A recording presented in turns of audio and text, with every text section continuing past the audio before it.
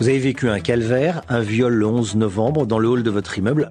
J'entends des bruits de pas courir derrière moi et en fait je me retrouve plaquée au sol. Une jeune femme qui a été très peu soutenue, qui s'appelle Claire Géronimi. Vous prenez la parole sur RMC pour dénoncer l'insécurité dans laquelle vivent les femmes au quotidien. Éclat, un mot à double tranchant qui symbolise à la fois brisure et rayonnement, cassure et sentiment. Je suis Claire Géronimi et à la suite de mon agression, j'ai décidé de donner la parole à des personnalités inspirantes pour mettre en lumière leur vision féminine si singulière. Femmes politiques, journalistes, psychologues, avocates ou encore victimes échangeront avec moi sur leurs sentiments et leurs interrogations de notre place dans la société. Je désire également mettre l'accent sur leurs histoires marquantes afin de vous fournir, chères auditrices et auditeurs, les clés vers votre propre éclat. Bienvenue dans le podcast Éclat de femmes. Il y avait des jeunes femmes plus jeunes que moi, donc qui avaient entre 22 et 24 ans, qui sont venues me voir et qui m'ont dit « mais donc c'est possible ». Je dis « comment ça c'est possible ?» C'est possible de travailler et d'avoir des enfants. Il y a cette phrase que j'ai tout le temps en tête, c'est qu'il n'y a pas de plus grand amour que de donner sa vie pour ceux qu'on aime. En fait, le corps de la femme habité est un corps à vomir. Bonjour Azilise, merci beaucoup aujourd'hui de venir sur le podcast Éclat de femmes. Est-ce que tu pourrais déjà te présenter à nos auditeurs ? Merci beaucoup de me recevoir Claire, je suis hyper heureuse d'être là avec toi. D'abord, je voulais juste te dire bravo pour tout ce que tu faisais. Tu as une parole très importante aujourd'hui et tu es très courageuse. Merci. Moi, je suis journaliste, je suis rédactrice en chef des pages opinion du JDD. Et voilà, je viens de publier L'enfant et l'avenir de l'homme chez Albin Michel. C'est mon premier livre et je dirais que c'est un plaidoyer, un éloge de la maternité. C'est magnifique. D'ailleurs, je pense que tu l'as sorti quand c'était au mois de... Il est sorti le 25 septembre. Le 25 septembre. Ok, du coup, il est disponible, je suppose, dans toutes les librairies. Si les personnes à la site veulent, pourquoi pas l'acheter à la suite de ce podcast, peut-être. Est-ce que tu pourrais nous dire quelles sont les 3 qualités qui font éclat chez toi ? C'est une question que j'aime beaucoup poser justement à mes invités. C'est une question difficile, c'est que dans les entretiens d'embauche, est-ce que je dois dire mes défauts après ? Alors je pense que je suis capable de me remettre en question. Donc je crois que c'est nécessaire d'ailleurs dans le métier de journaliste d'être capable d'honnêteté intellectuelle. Et même s'il y a des choses dans lesquelles je crois profondément, je sais me remettre en question, je sais écouter les autres, essayer d'entendre leur point de vue. Je dirais sinon que ça un petit peu avec, mais je suis capable de pardonner. Ouais. Et puis ça c'est quelque chose auquel je tiens beaucoup et que je cultive. C'est pas forcément toujours évident, mais j'essaye de toujours m'émerveiller des choses. Voilà. De continuer à m'émerveiller, de retrouver cet esprit d'enfance. Bernanos disait qu'il n'y a que les poètes et les enfants qui seront sauvés. Donc j'essaye de cultiver cet esprit d'enfance qui nous tourne vers la poésie. C'est vrai qu'il y a quelque chose dans ton livre qui m'avait énormément touchée, que maintenant je ressors beaucoup à mes amis. C'est le fait de s'émerveiller. Enfin, à un moment donné, je sais plus, tu racontais que ton enfant s'était émerveillé devant une feuille qui tombait alors que vous étiez pressés pour aller à l'école. Et c'est quelque chose qui m'avait énormément émue. En fait, c'est vrai qu'en tant qu'adulte, on ne se rend pas compte du tout de toutes les belles choses qui nous entourent. Et... Ouais. Oui, et d'autant plus quand on vit dans un milieu urbain, qu'on est entouré de béton. C'était vraiment un moment où on a pu se tourner grâce à mon fils vers la beauté d'un instant, de ces feuilles qui tombent de l'arbre à l'automne, qui nous rappellent à la fois le temps qui passe, les saisons, et puis la beauté de la nature au milieu de cet écrin urbain. Et c'était un moment suspendu dans le temps. C'est des choses à cultiver, en tout cas, je suppose que en tout cas, tu as essayé de faire. Et quand on parle aussi dans ton livre, du coup, ton livre « L'enfant et l'avenir de l'homme », comment ça t'est venu d'écrire justement ce livre ? Alors, je pense que la première fois que j'ai écrit sur ce sujet, en tout cas sur un sujet que j'aborde dans le bouquin, c'était un article pour Le Figaro, où je travaillais à l'époque, qui abordait la question du regret maternel. Il y a eu un moment où beaucoup de livres sont sortis à ce sujet, beaucoup d'articles. On en faisait beaucoup état dans les médias féminins. Et en fait, j'ai trouvé ce discours terrible. Terrible pour plusieurs raisons. La première, parce que je pensais d'abord aux enfants, qu'elles allaient entendre ça. Donc les mères avaient beau dire « j'aime mon enfant », Mais si je devais retourner en arrière, je ne lui donnerais pas la possibilité d'exister. Je trouve que c'est quand même très très dur. Et puis surtout, en fait, ces femmes, quand on lisait leurs témoignages dans le livre de Sophie Thomas Mal-de-Mer, il y avait des souffrances. Elles témoignaient de souffrances, c'est-à-dire elles-mêmes n'avaient pas reçu peut-être l'affection nécessaire pour pouvoir créer du lien, rentrer en relation avec les autres, cette relation du jeu au tu qu'on apprend d'abord en fait dès le ventre de sa mère, dès la vie intra-utérine, et puis ensuite avec ses parents, au sein du foyer.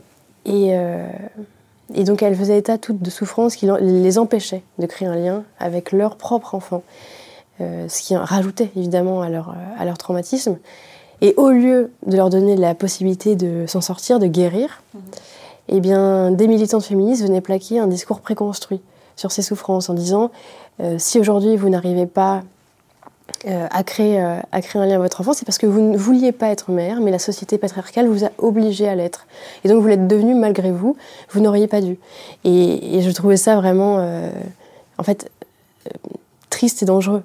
Parce qu'on enferme des femmes qui n'ont plus la possibilité de s'en sortir. Et surtout, on fait croire à celles qui vont devenir mères qu'elles possiblement elles peuvent regretter cet état, ou que ce n'est pas la bonne direction à prendre.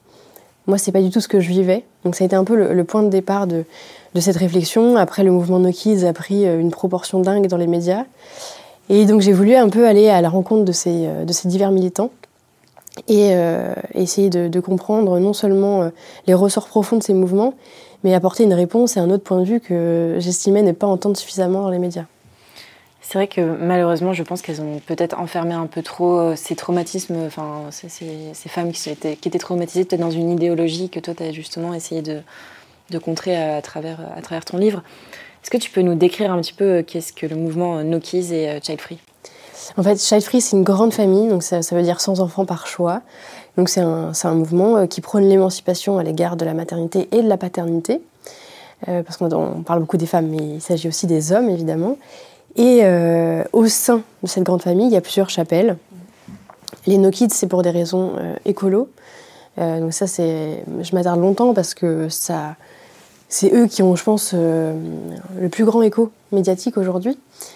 C'est un mouvement qui est né d'abord aux États-Unis en 2010, qui a été fondé par Lisa Imas. Donc elle, j'ai pu interviewer par Zoom, puisqu'elle vit à Seattle, et elle m'a expliqué de manière très transparente quand elle a fondé ce label GINK, donc Green Inclination No Kids, inclination verte pas d'enfants. Elle s'est dit, écoute Jenny, je vais allier la question écolo avec le fait de ne pas vouloir d'enfants, puisqu'elle était militante écolo et qu'elle n'a jamais voulu d'enfants. Et elle s'est dit, ça va faire progresser le discours child free dans les médias. Et ça a marché, et quelques années après, en France, en Europe, il y a eu cette fameuse étude qui disait que ne pas faire d'enfants permettait d'économiser 58 tonnes de CO2 par an, par personne. Et donc c'était l'acte le plus écolo, mieux que d'arrêter de manger de la viande, de prendre l'avion. Les calculs ont été démontés, ils ne sont pas bons. Oui, c'est pas... Les calculs ne sont pas bons. Et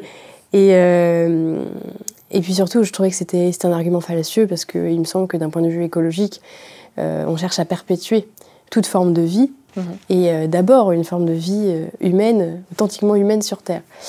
Et parce que la nature, on le voit bien dans les endroits où il y a eu des catastrophes industrielles ou autres, elle reprend toujours ses droits. Mais la question, c'est comment est-ce que l'homme peut vivre durablement sur cette Terre ? Et il y a des choses à dire du point de vue des modes de vie, etc. Mais en tout cas, la question n'est pas d'arrêter de faire des enfants. Par ailleurs, ça me semble assez absurde sur un continent où on n'en fait plus suffisamment pour que les générations se renouvellent. Donc la question qui doit se poser fondamentalement, c'est celle des modes de vie. Donc voilà les grandes familles. Il y a évidemment la famille féministe aussi, la féministe child free. Alors en réalité, ça ne se nommait pas comme ça avant, mais c'est un mouvement qui, à la suite de Simone de Beauvoir, considère que le malheur de la femme, c'est d'être vouée biologiquement à donner la vie. C'est ce qu'elle écrit, elle. Elle estime que le fœtus est un parasite qui se nourrit de la mère, etc. Donc on voit des mots assez négatifs et un rejet aussi du corps de la femme. Et dans les années qui ont suivi, et je pense que ça a été très prégnant dans les années 80, on a expliqué que la femme devait être un homme comme les autres, qu'elle devait d'abord avoir une émancipation économique, financière, et que là était sa seule possibilité d'épanouissement, parce qu'elle ne devait surtout pas dépendre d'un homme. Et donc, voilà, on a un peu réduit la femme à cette existence économique. Moi, je suis très heureuse d'avoir une carrière oui. Et d'avoir mon chéquier, etc. Tout va bien, mais voilà, je déplore aussi le fait que les femmes n'ont plus le choix si elles veulent rester à la maison aujourd'hui pour des raisons économiques et sociales. Et donc, je dirais que ça, c'est les grandes familles au sein du mouvement Child Free qui aujourd'hui font du bruit. On va dire que tu as réussi à allier on va dire, ta maternité et ton rôle de mère et en même temps ton travail et puis avoir quand même une carrière plus ou moins comme tu l'entends, on va dire aussi. Et en fait, les féministes, on va dire, et leur vision de la maternité sont un peu biaisées, je pense, dans un sens où c'est soit l'un, soit l'autre. Enfin, j'ai l'impression que c'est un peu ça, comment elles fonctionnent. Je sais pas si... Alors, je ne sais pas toutes les féministes, c'est certains mouvements. Oui. Et moi, c'est vrai que ça m'a étonnée de voir que c'était des choses qui étaient profondément inscrites dans la tête des jeunes filles notamment. Je ne suis pas très âgée, mais j'ai donné des conférences et il y avait des jeunes femmes plus jeunes que moi, donc il y avait entre 22 et 24 ans, qui sont venues me voir et qui m'ont dit « mais donc c'est possible ». Je dis « comment ça c'est possible ?» C'est possible de travailler et d'avoir des enfants. Et je pense qu'elles étaient tiraillées entre une envie assez naturelle de devenir mère un jour et la volonté de travailler, d'avoir une carrière, de s'épanouir aussi individuellement dans ce rôle-là. Moi, ce que je reproche aujourd'hui, au mouvement féministe, c'est de faire croire que nous avons le choix, alors qu'en fait, on n'a pas le choix si on veut travailler. Évidemment, il y a des questions aujourd'hui du développement du marché du travail qui sont donc purement économiques. On ne peut plus vivre, ou à moins d'avoir beaucoup de chance, d'être privilégié, on ne peut plus vivre sur un seul salaire, donc c'est un sacrifice financier si l'un arrête de travailler. Et puis... surtout, on considère que les individus existent seulement par leur existence économique. Ça marche aussi pour les hommes, mais il se trouve que la femme a une particularité, c'est qu'elle peut porter la vie. Et donc, quand on demande à une femme de revenir au bout de 2 mois, après 2 mois et demi après avoir accouché, en fait, elle n'a pas cicatrisé, elle n'est pas prête. Et moi, je dois dire que pour mon premier enfant, j'étais quand même contente de retourner au travail, parce que ça me permettait, de m'aérer, de voir d'autres gens, même si je pleurais chaque matin en le laissant. Et avec le deuxième enfant, peut-être que j'étais plus mature et j'aurais aimé rester plus longtemps avec lui. Mais je pense qu'à l'époque, je ne savais pas dire non. Non, tout simplement. Et puis, c'est posé la question économique. Et en effet, ça aurait été un véritable sacrifice, pour le coup. Alors, pour le coup, moi, de base, je voulais des enfants avant 30 ans, etc. Bon, peut-être, on verra, c'est pas encore fait. Et puis... J'en ai beaucoup parlé à mes amis, et mes amis me disaient « mais oui, c'est pas normal en fait, pourquoi tu veux des enfants avant 30 ans, tu vas ruiner ta carrière, etc. Tu ne deviendras jamais une businesswoman comme tu veux le devenir aussi. » Et je trouve que c'est bizarre de réagir comme ça, que ça soit A et B, et ça ne peut pas être C en fait, qu'on ne peut pas combiner les deux, etc. Je trouve que c'est assez dommage. Encore une fois, ma vie n'a pas du tout valeur d'exemple, mais... il se trouve que moi j'ai eu l'impression, et je le constate chez beaucoup de femmes qui sont mères, c'est une plus grande capacité à travailler de manière efficace, parce qu'on doit être mieux organisé, puisqu'on organise nos journées autour de celles d'un autre. Il faut aller récupérer à la crèche, à l'école, etc. Et puis, dans un temps ramassé, on fait plus de choses. Moi, je trouve que mes capacités se sont décuplées, et je trouve que ça s'observe chez plein de femmes. Ouais. C'est assez incroyable. Et de ce que tu me disais aussi, qui m'a énormément étonnée, c'était le fait qu'on nous oblige à être hyper performants au moment où on est le plus féconde. Ça, c'est quelque chose qui m'a vraiment énormément étonnée. Et en fait, pourquoi la société aujourd'hui, justement, ne nous permet pas de tout simplement pouvoir enfanter et puis peut-être ralentir un petit peu Oui, je pense qu'il faut d'abord oser le faire. Enfin, moi, bien sûr. Quand je suis tombée enceinte, j'avais 23 ans, j'ai eu mon premier enfant à 24 ans. Et je me souviens très bien de réactions de collègues. J'avais pas encore de CDD ni CDI. Enfin, j'étais ce qu'on appelle un contrat pro. Et qui me disaient, mais ça démarrait bien pour toi, qu'est-ce que tu fous, quoi. Ouais. Et en fait, mon employeur à l'époque m'a embauchée après. Donc en fait, ça n'a pas été un blocage du tout. Et ces mêmes collègues m'ont dit « Ah, la chance sourit aux audacieux ». C'est une phrase qui m'a beaucoup fait sourire. Et donc je pense qu'il faut être sans idéaliser, être capable en fait de poser ses propres choix. Mais évidemment, aujourd'hui, le monde du travail ne prend pas du tout en compte la particularité féminine et la question du corps de la femme. Moi, je suis catastrophée parfois de voir qu'il n'y a pas de possibilité, par exemple pour les femmes, de faire un tiers-temps, un mi-temps. Les entreprises ne sont pas assez flexibles pour aussi intégrer correctement les femmes, prendre en compte la question des cycles, qui peuvent parfois être douloureux pour les femmes. Donc il y a tout un tas de questions mais qui est vraiment liées au corps et à la nature féminine, que certains aujourd'hui préfèrent écarter. Mais je pense que c'est là la clé. Ouais, c'est peut-être améliorer cette condition-là pour qu'au final, après... Marianne Durano, dans son livre « Mon corps ne vous appartient pas », parlait de féminisme intégral. Et elle parlait de cette prise en compte du corps de la femme et de son évolution, qui n'est pas linéaire, contrairement à celle d'un homme, mais qui est cyclique. Ouais. Tu évoques aussi l'individualisme dans la société. Est-ce que tu pourrais détailler un peu ce point, notamment à travers l'idée de l'égoïsme, on va dire, c'est la santé, comme le dit Benoît Groth. Oui, alors ça c'est très drôle parce que j'ai remarqué quand j'ai interrogé des gens qui ne voulaient pas avoir d'enfants, donc qui ne se disent pas forcément child free ou no kids, j'ai interviewé des militants, mais j'ai aussi interrogé simplement des gens qui ne veulent pas d'enfants. Donc ils se sont interrogés sur ces raisons. Et la plus grande crainte, c'était une crainte un peu... Alors, il y avait deux choses. Il y avait la crainte de l'engagement. Ouais. Je m'engage avec quelqu'un d'autre pour toute une vie.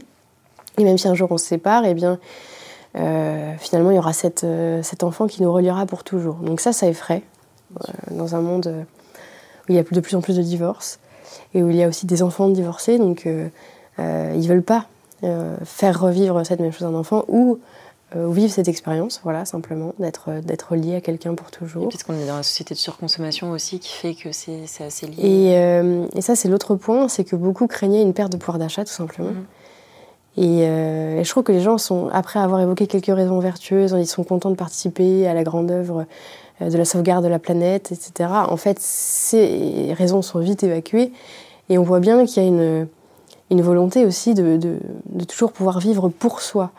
Il y a évidemment la question de la consommation, mais cette question de la consommation, c'est presque une conception philosophique de la vie. C'est comment est-ce que je peux décider ce soir, par exemple, d'aller boire un verre avec mes copines plutôt que d'aller à la crèche chercher un enfant, et simplement d'avoir cette charge n'est plus acceptable pour la plupart de nos contemporains, le fait de s'occuper d'un autre que soi-même. Je pense que c'est, donc je le disais, beaucoup lié à une crise de l'altérité aussi, qui va avec celle de l'engagement. C'est comment est-ce qu'on considère l'autre et pas uniquement soi-même. Et cette possibilité, je pense, c'est aussi celle, on parlait de cultiver l'esprit d'enfance, c'est essentiel, mais aussi devenir des adultes en étant des êtres responsables. Et la plupart, je pense, ne sont pas tellement responsables d'eux-mêmes, et donc se disent comment je peux devenir responsable d'un autre. C'est une question qui est légitime, et je pense qu'il y a plein de bonnes raisons d'être angoissé quant à l'avenir aujourd'hui. Mais je pense qu'il n'y a pas de meilleure réponse que la naissance, celle de donner la vie et d'avoir la possibilité, au travers du regard de son enfant, on parlait tout à l'heure des feuilles qui tombaient, d'avoir un regard neuf sur le monde. Je pense vraiment que c'est le plus grand acte d'espérance qu'on puisse poser. Alors il y a d'autres formes d'espérance à poser, mais en tout cas pour moi ça a été une clé.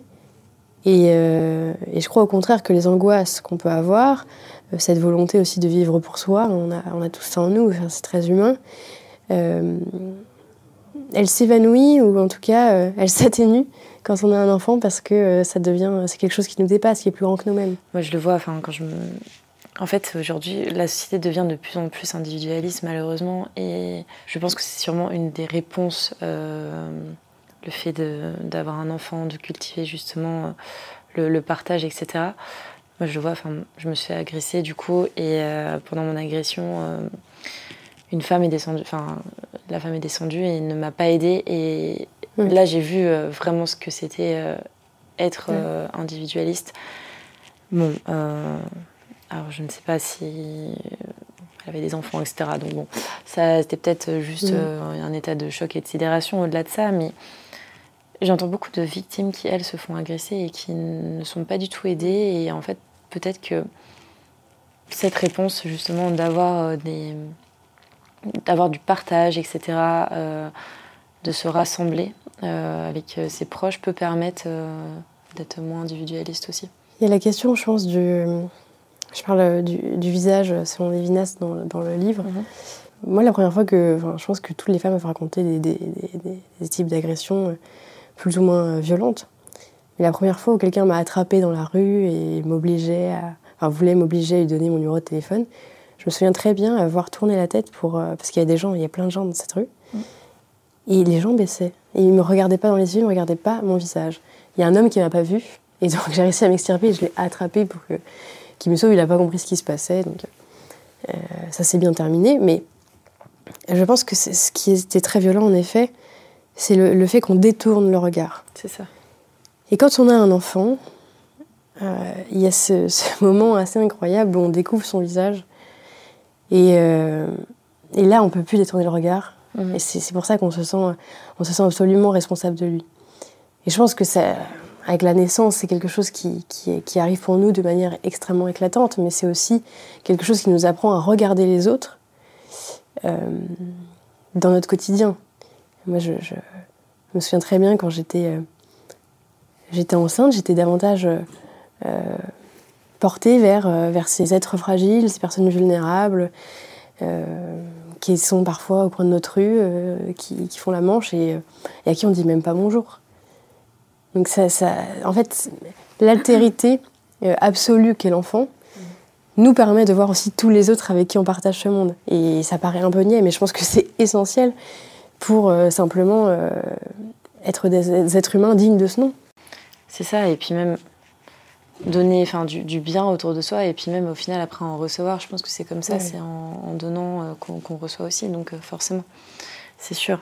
Tu m'as fait beaucoup rire parce que tu mentionnes une théorie d'Hélène Gadot sur le fait qu'avoir un chien est plus satisfaisant que d'avoir un enfant. Est-ce que tu pourrais nous détailler un peu plus ça?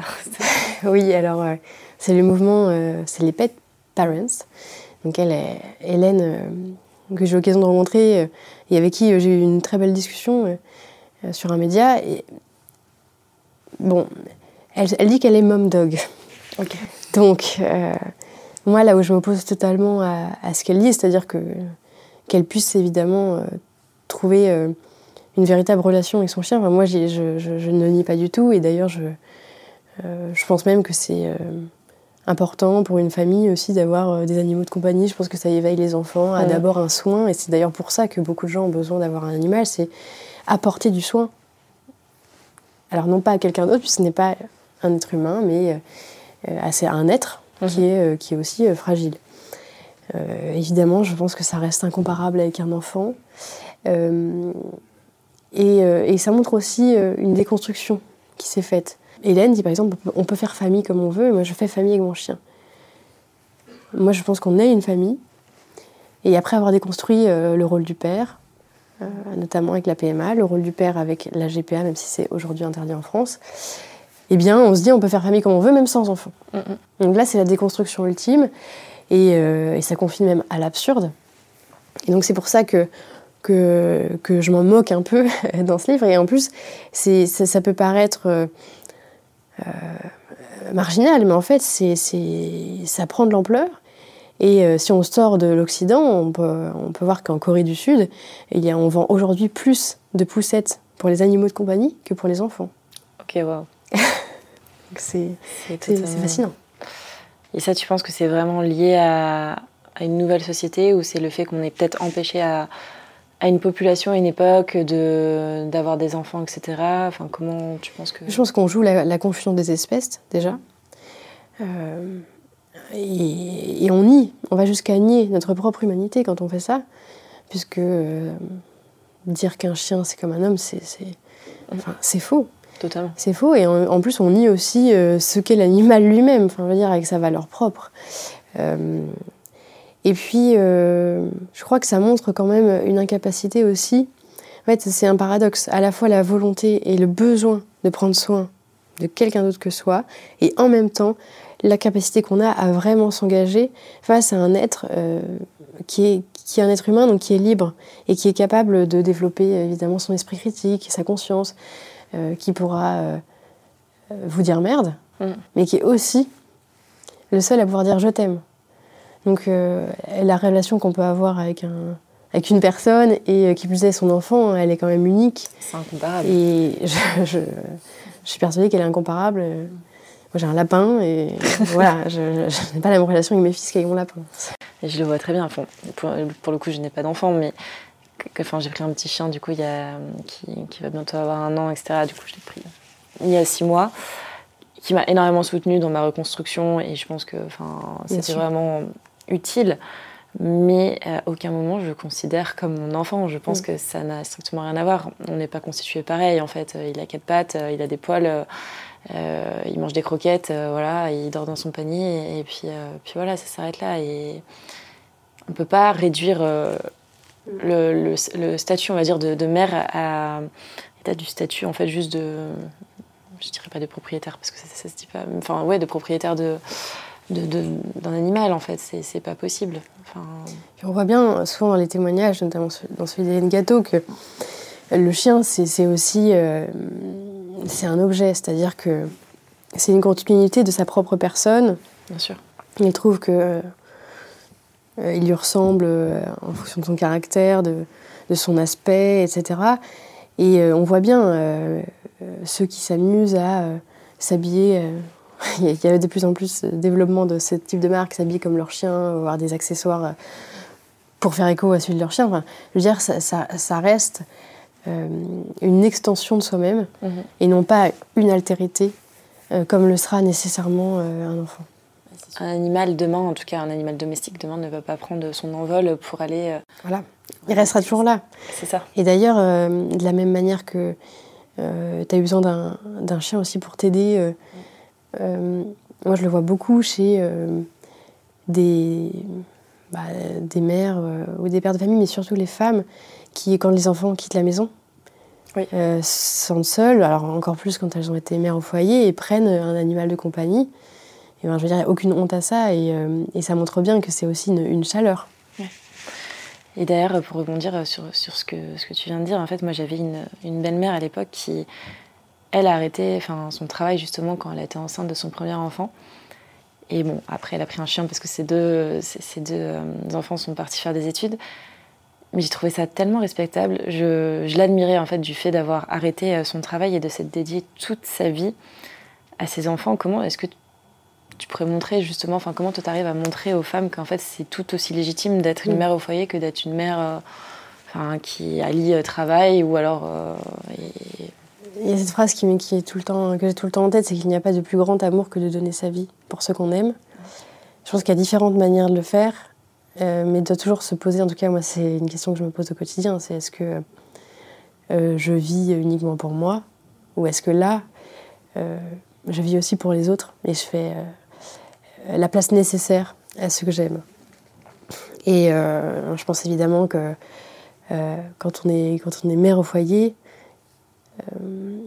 on élève quand même, c'est fou, c'est si peu valorisé alors qu'on élève ses enfants, on leur fait toute la place, on fait aussi la place à ce lieu qui est le lieu où la famille peut s'épanouir. Moi je parle, c'est un terme que j'emploie dans le livre, l'oikophilie, c'est l'amour du foyer, et c'est comment en son sein se développe cette relation du jeu au-dessus, et l'apprentissage des règles élémentaires pour aussi la vie en communauté ensuite, c'est-à-dire la loyauté, la politesse, le sens du service, l'enracinement. Parce que c'est dans cette maison qu'on a adapté, dont on prend soin, etc., où se lissent tous ces liens d'amour et qui nous permettent ensuite d'habiter le monde dans lequel on vit. Donc à différentes échelles, à l'échelle de la nation, mais aussi évidemment à une échelle plus large, celle du monde. Et je pense vraiment que c'est cette possibilité d'être bien éduqué, d'avoir aussi des parents présents qui nous donnent profondément d'être des habitants du monde. En termes justement d'être bien éduqué, d'avoir ses parents, etc., tu parles aussi la GPA, des risques liés à la marchandisation du corps féminin. Comment est-ce que tu répondrais à ceux qui voient la GPA comme une opportunité ou une avance dans la procréation? La GPA en fait, pose la question de la marchandisation en effet, du corps des femmes.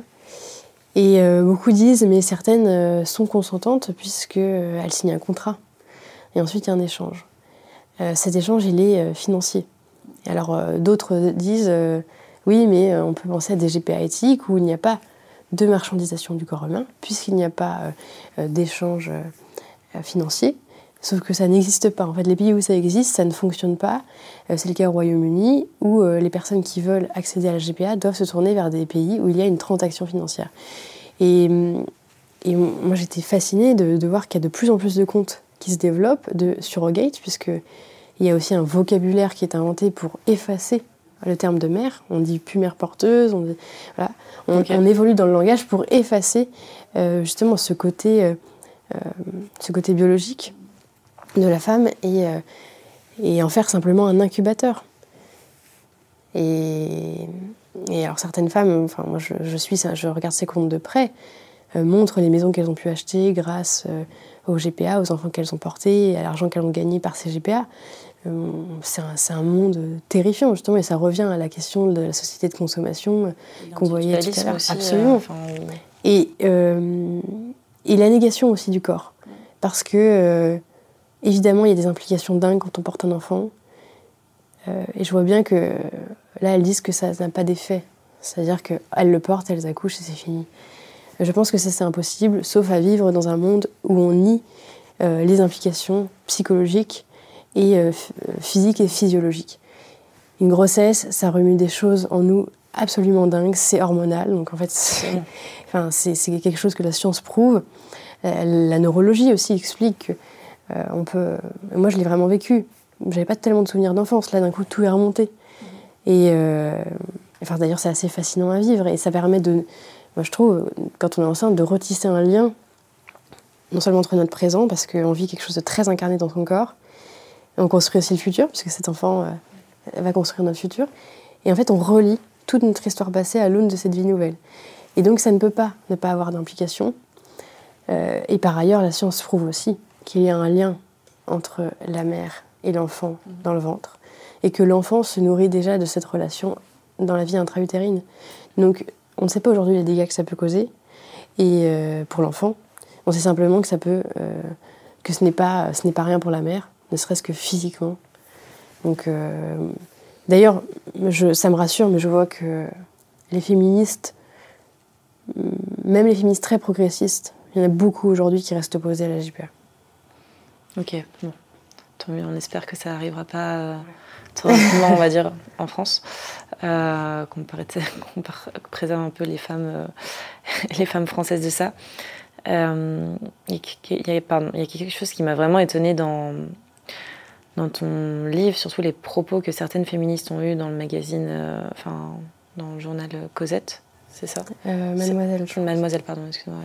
Mademoiselle, c'est celui d'une critique sur Nathalie Portman qui fait, je crois, une publicité pour une marque ou... C'est un clip dans lequel elle tourne. Oui, c'est un clip, c'est ça, oui, exactement. Et on la voit nager avec son corps de femme enceinte, elle a à peu près 8 mois de grossesse. Il y avait un article absolument ignoble sur les sites de Mademoiselle qui vomissait ce qu'elle voyait et disait qu'elle ne voulait pas être exposée à ça. Soit on peut ne pas vouloir voir... très bien, on ne regarde pas ce clip. En fait, si on est mal à l'aise avec le corps des autres femmes, très bien. C'est ça, même le corps plein, etc.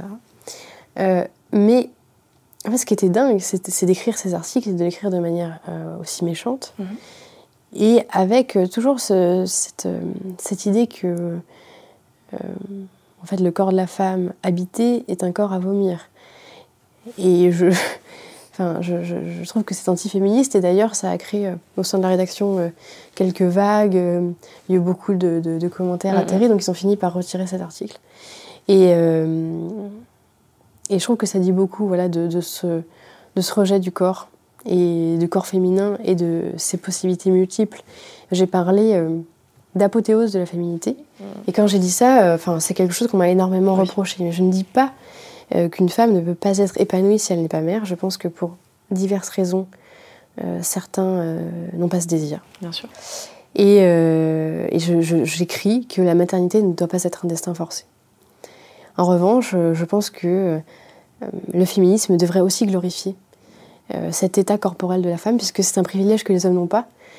Et puis qu'elles ont été dans ce ventre, en fait, aussi. Absolument, on ne peut pas renier non plus...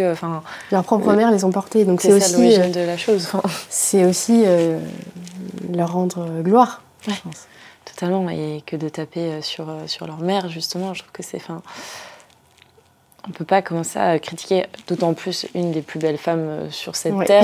C'est encore pire, limite. Donc, je pense que déjà, c'est un courage de se sentir... ça doit être dur pour une femme... ouais, c'est ça. D'être... voir son corps changer. Voir son corps changer, je pense que c'est surtout quand on est une icône de beauté. Et qui ait osé se présenter dans un clip, se mettre en scène, on va dire, et montrer son corps de femme enceinte. Je trouve que c'est juste magnifique. Et de là, à se prendre plein d'insultes, voilà quoi. Oui, ça montrait une forme d'hypocrisie. C'est de manière éclatante. Ouais. Et justement, je crois qu'il y a des féministes qui disent que c'est un fardeau, la maternité. Qu'est-ce que tu aimerais leur répondre à ça ? Je fais la différence. Aujourd'hui, on voit bien que c'est parfois présenté en effet comme un boulet, qu'il faudrait traîner toute sa vie, ce gosse. Combien de fois on entend dire mais tu te rends pas compte, t'en as pour 15, 18, 20 ans. Non, on en a pour toute la vie, en fait. Oui, bien sûr. Donc, c'est pas comme un chien où voilà. Ça va vraiment. On sait dans quoi on s'engage. Et évidemment, c'est une charge. Les premières années de vie particulièrement. Moi, j'ai pas encore d'ado, j'ai que des petits, mais les gens m'expliquent bien que ça va pas être plus facile quand ils vont grandir. Mais c'est pas un fardeau. Le fardeau, c'est comme si on n'avait rien à... c'est-à-dire aucune joie à en retirer. Au contraire... moi, ma vie, je pense qu'elle a pris sens avec mes enfants, et peut-être même qu'elle a commencé avec eux, alors que, je veux dire, ça allait très bien avant. Mais en fait, ça a pris une autre dimension. Et évidemment, oui, je ne peux pas, comme ça, choisir de prendre un train ou l'avion pour partir je ne sais où. Parce que oui, j'ai 2 petits boulets à traîner maintenant. Ouais. Mais ça me rend heureuse, et je pense qu'on ne regrette jamais en réalité. C'est ce que certains appellent des sacrifices. Moi, je ne juge pas du tout que c'est des sacrifices, mais c'est-à-dire de donner son temps pour eux. Au contraire, moi, je trouve qu'il n'y a pas de plus beau moment dans mes journées que ceux où je les retrouve, ils me racontent ce qu'ils ont fait aujourd'hui, avec leurs mots, avec leurs balbutiements. et vraiment, quand on n'est pas dans la course, quand on prend le temps, c'est les moments les plus riches. Ouais. Toi, à quel moment, justement, ta vision de la vie, on va dire, a-t-elle changé au moment de ta maternité ou après? Comment ça s'est passé? Alors, c'est marrant parce que quand j'ai eu mon premier enfant, quelqu'un m'avait dit « Ah, ça y est, ta vie a changé ». Et cette phrase est beaucoup revenue. Les gens me le disaient avant, ta vie va changer. Et une fois que j'ai eu mon fils, une fois qu'il est né, je me disais, j'ai pas l'impression que ma vie change.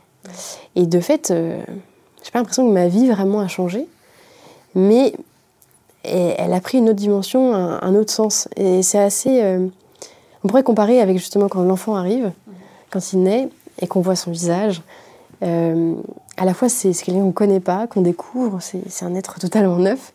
Et en même temps, c'est comme si on le connaissait. Comme s'il avait toujours été là. Et comme s'il avait été... Il existait depuis toujours et pour toujours. Pour toute éternité. Et ça, c'est vraiment quelque chose de fascinant parce qu'on ne peut plus effacer nos souvenirs. On la relie forcément au travers de cette existence nouvelle. Et donc, j'ai relu ma vie tout entière à l'aune du visage de cet enfant. Et c'est comme si... c'est comme s'il avait toujours été là. Et en même temps, c'est quelqu'un qui surgissait comme ça, qui n'existait pas avant. Donc je dirais que ma vie a pris un autre sens. Elle n'a pas changé, en fait. Peut-être qu'en fait, toutes les années qui précédaient leur naissance, je me préparais à ça. Peut-être que c'était ça, je ne sais pas. En tout cas, par contre, je pense que ça transforme un être humain.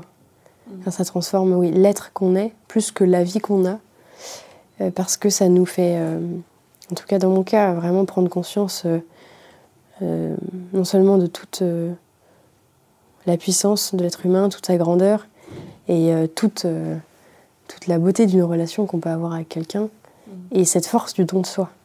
Ouais. Vraiment. Et justement, dans ton livre, tu dis que toi, tu as 9 mois, on va dire, pour te préparer justement à devenir mère, etc. Mais pour les hommes, c'est totalement différent. Est-ce que tu peux nous parler justement de ces hommes et leurs sentiments? Parce que c'est qu'après 10 minutes, on va dire, quand justement une femme accouche, qu'il devient père et que sa vie change vraiment d'un coup. Alors oui, en effet, je pense que les hommes peuvent être impliqués dans une grossesse, essayer de se figurer ce qui se passe.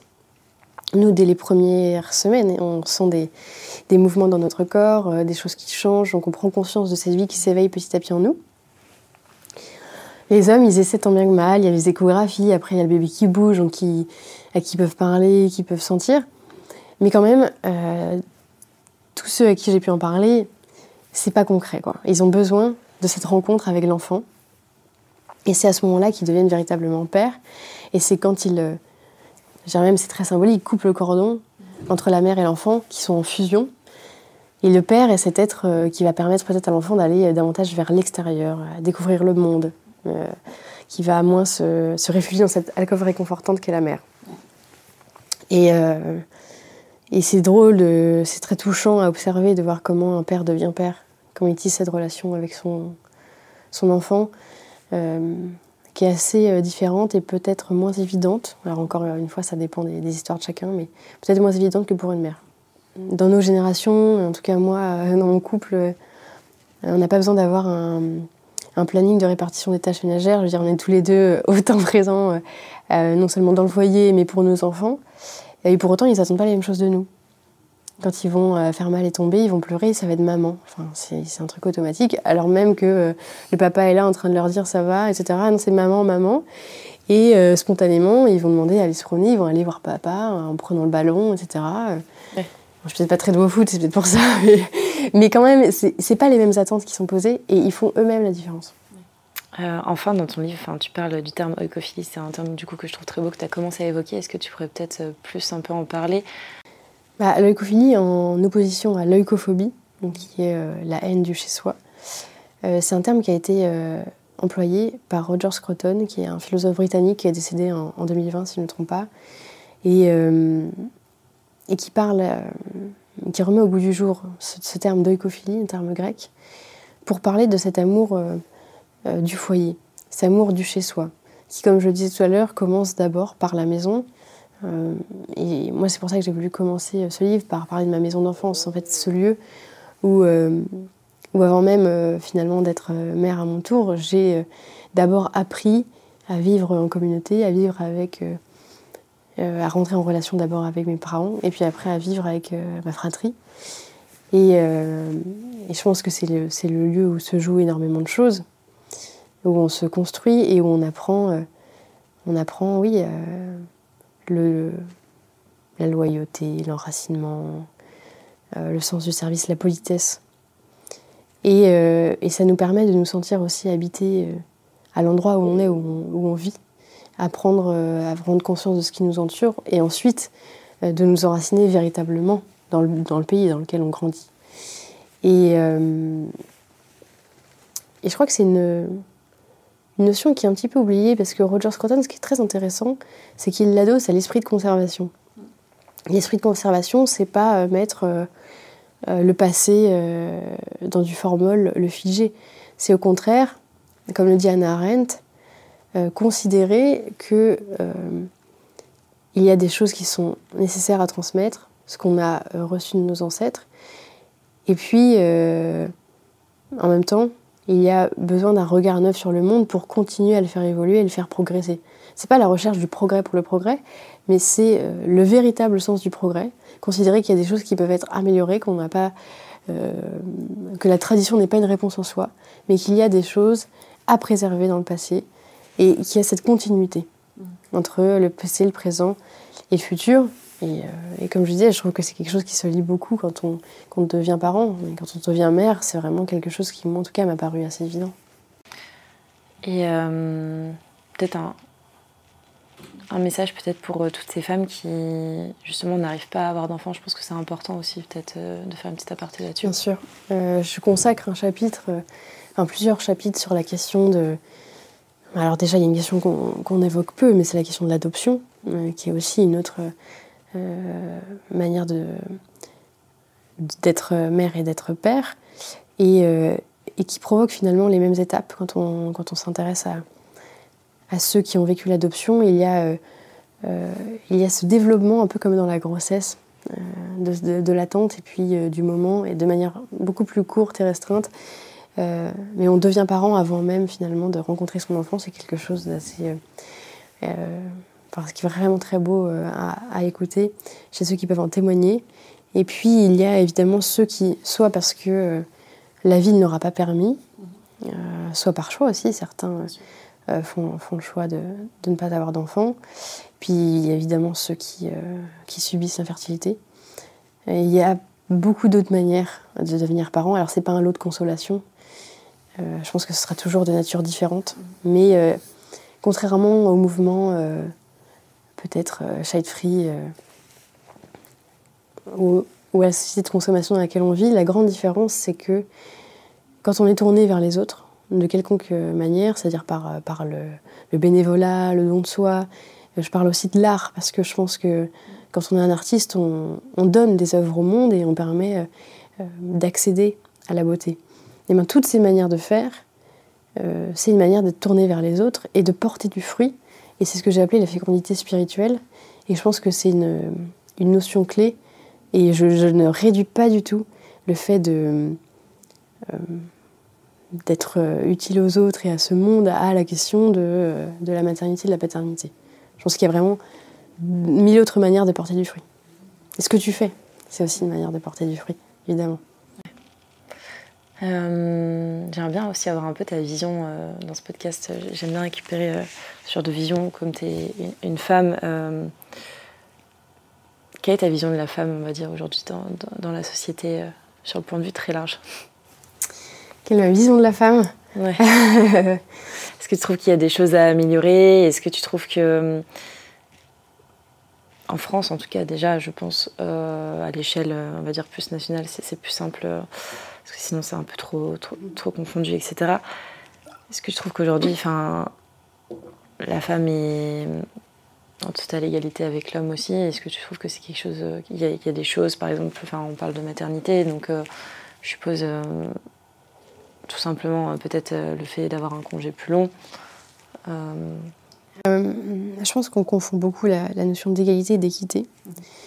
On n'est pas les mêmes personnes parce qu'on n'a pas les mêmes dispositions. La grossesse en est la preuve, la maternité en est la preuve, mais je pense que les pères sont de plus en plus présents. Je sais que les études montrent que c'est les femmes qui continuent à davantage s'investir pour le foyer que les hommes, notamment dans l'éducation des enfants. Je crois que ça progresse, vraiment. Je crois qu'on peut... moi, en tout cas, je le constate. Et ça permet aussi, évidemment, à la femme de trouver un terrain d'épanouissement entre cette vie, le travail et cette vie de maman. Donc je crois que les deux sont possibles. Et voilà, c'est ce que je disais tout à l'heure, la possibilité peut-être vraiment de prendre en compte ce qu'est vraiment la femme, avec le corps qu'elle tient, et sa possibilité, oui. Je crois que mon livre n'est pas du tout un livre de politique publique, mais il y a quand même des choses à faire, notamment sur la question des modes de garde. On voit que c'est la croix et la bannière pour aujourd'hui pouvoir retourner travailler, alors qu'on est obligé de retourner travailler parce que le congé est, à mon avis, trop court. Le congé maternité est trop court. Dans un monde idéal, il faudrait aussi un congé paternité plus long, mais évidemment, tout cela se finance et voilà, j'ai bien conscience que c'est pas la priorité aujourd'hui de l'État, mais je le dis à regret. Oui, il y a encore des choses sûrement à améliorer là-dessus. Quel message t'aimerais transmettre justement à toutes ces femmes qui veulent créer un impact positif dans notre société?